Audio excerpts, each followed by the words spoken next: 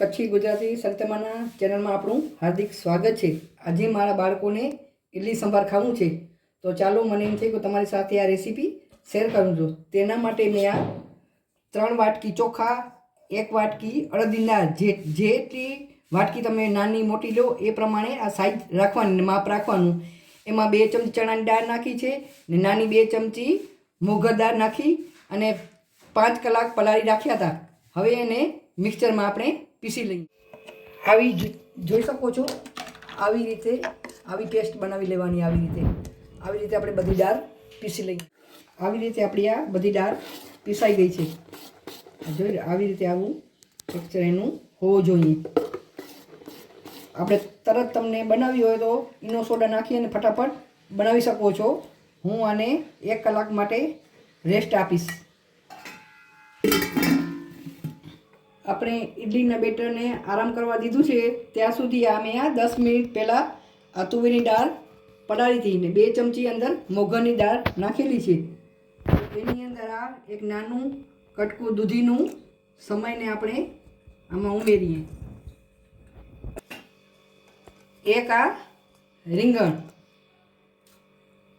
આ 2 લીલા મરચાં કટ કરેલા, આ 1 ટમેટું કટ કરેલું, આ લીલા ધાણા ડંઠલ સહિત કટ કરેલા, આ આંબલી બી કાઢેલી,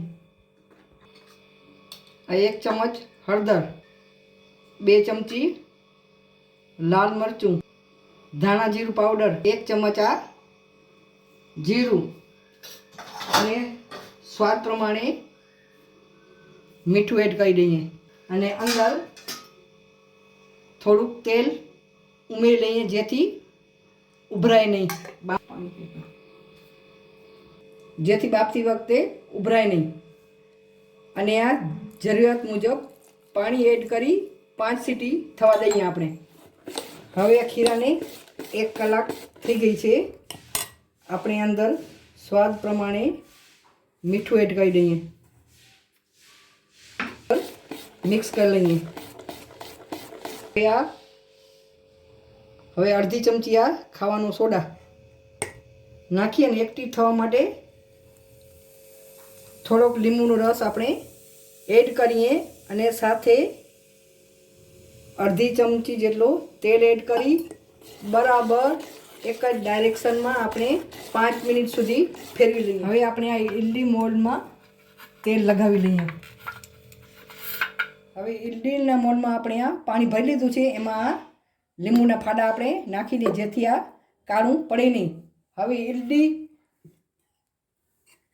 ઇડલી મોલ્ડમાં આપણે આ ઇડલી બધી ભરી લઈએ આપણે। હવે આપણે અંદર આ બધા મોલ્ડ નાખી દઈએ। હવે ઇડલીના મોલ્ડમાં આપણે આ ડીશમાં બધા મોલ્ડ આપણે આ ઇડલીનું બેટર હતું તે બધું ભરી લીધું છે। એને ઢાંકીને આપણે હવે 15 મિનિટ સુધી એને બાફવા દઈએ। હવે આપણે આ દાળ જે બાફવા મૂકી દીધી શાકભાજીને બધું અને 5 સીટી થઈ ગઈ છે અને ઠંડુ થઈ ગયું છે કુકર, તે આપણે આ જોઈ લઈએ। હવે આપણે આને બ્લેન્ડરથી ક્રશ કરી લઈએ।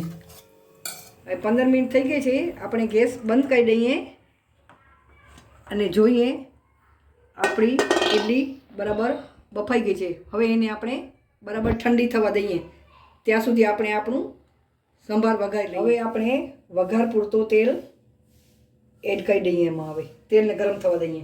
ગરમ થઈ ગયું છે, રાઈ નાખી દઈએ અંદર, જીરું નાખી દઈએ, કડી પત્તા નાખી દઈએ, આ સૂકા મરચાં લાલ નાખી દઈએ અને અડધી ચમચી હિંગ નાખી દઈએ। બરાબર ગરમ થવા દઈએ। હવે આપણું બરાબર વઘાર થઈ ગયું છે, આપણે આ સાંભરમાં એડ કરી દઈએ ને એમાં આપણે જરૂરિયાત પ્રમાણે પાણી એડ કરી ગેસ ઉપર બરાબર ચડવા દઈએ।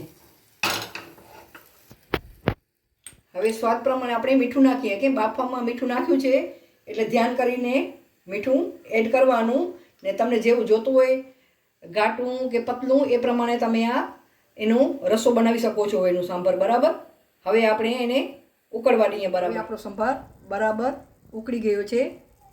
એ સ્ટેજમાં આપણે આ લીંબુનું ફાડું નાખી દઈએ અને ગેસની ફ્લેમ બંધ કરી દઈએ. હવે આપણે ઉપર આ ધાણા કટિંગ કરેલા નાખી દઈએ. આપણું આ સાંભર રેડી થઈ ગયું છે ને આપણી ઇડલી પણ ઠંડી થઈ ગઈ છે તો મોલ્ડમાંથી બહાર કાઢી લઈએ. મસ્ત મજાનું આ ઇડલી સાંભર તૈયાર છે. જો કેવું મસ્ત ઇડલી બની છે ને સાંભરનો ટેસ્ટ બહુ જ મસ્ત લાગે છે. આ તમે સાંભરમાં તમે સરગવાની સિંગ પણ નાખી શકો છો. મારી પાસે હતી નહીં આજે. તમને મારા વિડીયો ગમે તો લાઈક, શેર અને સબસ્ક્રાઈબ કરજો અને કોમેન્ટ જરૂર કરજો.